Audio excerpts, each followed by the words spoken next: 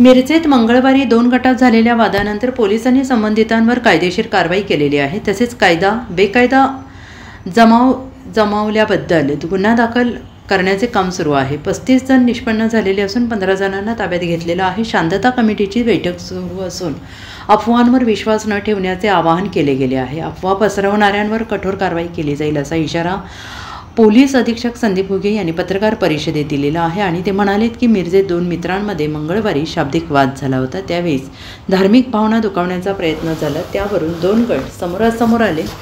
Police ठाण्यासमोर बेकायदा जमाव जमलेला होता आणि या प्रकरणी पोलिसांनी वादग्रस्त वक्तव्य करणाऱ्यावर कारवाई केलेली आहे। तसेच बेकायदा जमाव जमवून जिल्हाधिकारी यांच्या बंदी आदेशाचा भंग केल्याबद्दल गुन्हा दाखल करण्याची कारवाई सुरू आहे। आतापर्यंत पोलिसांनी 35 संशयित आरोपी निष्पन्न केले असून 15 जणांना ताब्यात घेतलेला आहे।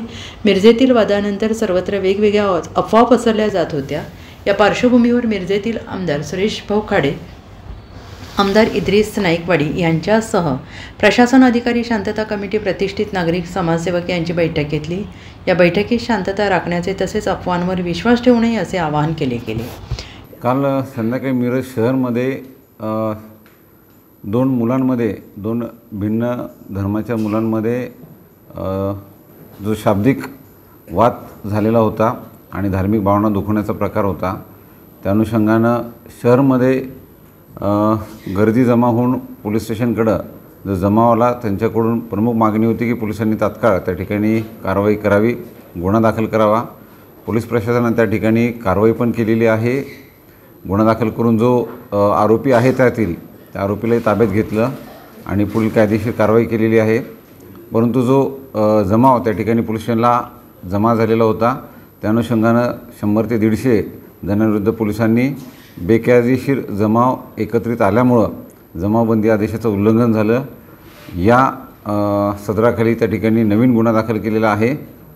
त्यातही एकूण आत्तापर्यंत 35 आरोपींची नावं आम्हाला निष्पन्न झाली आहेत आणि साधारणतः 13 आरोपी आम्ही ताब्यात घेतलेले आहेत।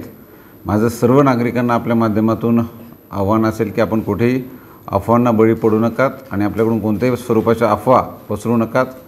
जिल्हा पोलीस प्रशासनाला त्या ठिकाणी सहकार्य करा। कोणताही अनुचित प्रकार शहरामध्ये आम्ही होऊ देणार नाहीत।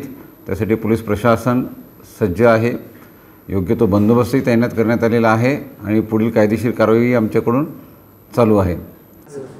काल मिरज शहरमध्ये जो प्रकार घडलेला आहे त्या अनुषंगानं आज आम्ही शांतता समितीची बैठक आयोजित केलेली होती, ज्यामध्ये माननीय आमदार महोदय, सर्व शांतता समितीचे प्रतिष्ठित नागरिक त्या ठिकाणी सहभागी झालेले होते।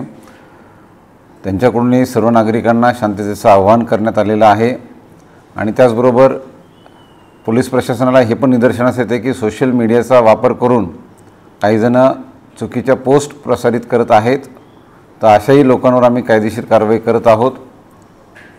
जे कोणते सोशल मीडियाचे अकाउंट्स त्या ठिकाणी वापरले जात आहेत त्या सर्व अकाउंट होल्डर्सची नावं, त्यांचे पत्ते आम्ही त्याची माहिती घेऊन तात्काळ त्यांच्यावरही कायदेशीर कारवाई करणार आहोत।